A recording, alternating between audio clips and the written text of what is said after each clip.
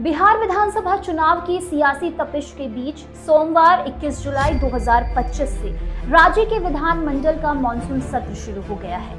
यह सत्र भले ही 5 दिन का है, लेकिन सियासी नजरिए से काफी अहम है। सत्ता पक्ष और विपक्ष दोनों ही सदन से सड़क के लिए सियासी माहौल बनाने की कवायद करेंगे। बिहार विधानमंडल का मॉनसून सत्र सोमवार 21 जुलाई से शुरू हो चुका है और शुक्रवार 25 जुलाई तक चलेगा।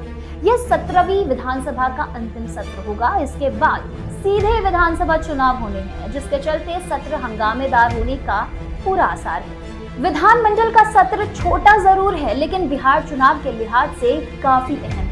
5 दिनों के मानसून सत्र के जरिए सत्ता पक्ष विपक्ष दोनों चुनावी एजेंडा सेट करते नजर आएंगे और अपनी राजनीतिक धार देने में कोई असर नहीं छोड़ेंगे। सीएम नीतीश कुमार की अगुवाई वाले एनडीए सरकार अनुपूरक बजट पेश करेगी। इसके अलावा कई अहम बिलों को पास कराकर बिहार चुनाव की सियासी बाजी अपने नाम करने की कवायद करेगी। वहीं तेजस्वी यादव के नेतृत्व वाला महागठबंधन ने नीतीश कुमार को बिहार के लॉ एंड ऑर्डर, बिजली, वोटर लिस्ट सहित कई मुद्दों पर घेरने की रणनीति बनाई है। बिहार विधानसभा चुनाव की सियासी तपिश के बीच विधानमंडल का मॉनसून सत्र शुरू हो चुका है, जैसा आपको बताया, जो 5 दिनों तक चलेगा। इस दौरान नीतीश सरकार 12 अहम विधेयक पेश करेगी, जिनमें 4 मूल और 8 संशोधन विधेयक शामिल हैं। आपको बताते चले, पहले दिन स्पीकर नंदकिशोर यादव के संबोधन के बाद नीतीश सरकार की ओर से अनुपूरक बजट पेश होगा।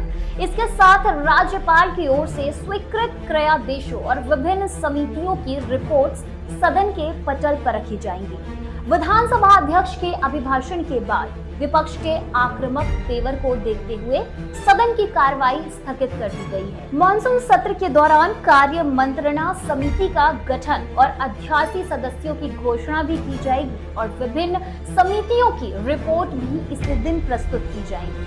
आपको साथ ही हम बताते चले कि 22 और 23 जुलाई को विभिन्न विभागों से जुड़े विधेयक सदन में रखे जाएंगे। इसके अलावा जो भी राजकीय कार्य होंगे उसे भी नीतीश सरकार निपटाएगी। इस बार 7 से 8 विधेयक पेश किए जाएंगे। वहीं इस दौरान विपक्ष सदन से लेकर सड़क तक बिहार की कानून व्यवस्था से लेकर तमाम मुद्दों पर विरोध करता हुआ नजर आएगा। एनडीए ने बिहार का विधानसभा चुनाव पीएम मोदी और सीएम नीतीश कुमार के काम और नाम पर लड़ने की स्ट्रेटेजी बनाई है। इसीलिए चुनाव से पहले ही ये साफ कर दिया है कि 2025 में एनडीए गठबंधन का सीएम चेहरा नीतीश कुमार ही होंगे। इस तरह से बिहार में सीएम नीतीश कुमार के चेहरे के साथ साथ उनके सरकार के दौरान किए गए कामों को लेकर चुनाव लड़ने का प्लान बनाया है। इसके अलावा एनडीए का सबसे बड़ा लोकप्रिय चेहरा पीएम मोदी माने जाते हैं। बीजेपी ही नहीं, एनडीए के सभी घटक दलों ने तय किया है कि बिहार चुनाव पीएम मोदी के नाम और काम पर लड़ेंगे। प्रधानमंत्री नरेंद्र मोदी ने लोकसभा चुनाव के बाद से बिहार पर खास फोकस कर रखा है। एक के बाद एक 6 दौरे पीएम मोदी कर चुके हैं और विकास की सौगात देने के साथ साथ सियासी माहौल बनाने का दांव भी चल रहे हैं। मानसून सत्र के दौरान पीएम मोदी संसद से सियासी संदेश देते हुए नजर आएंगे, तो नीतीश कुमार विधानमंडल के जरिए सियासी एजेंडा सेट करेंगे ताकि विधानसभा चुनाव की सियासी जंग को आसानी से फतह की जा सके।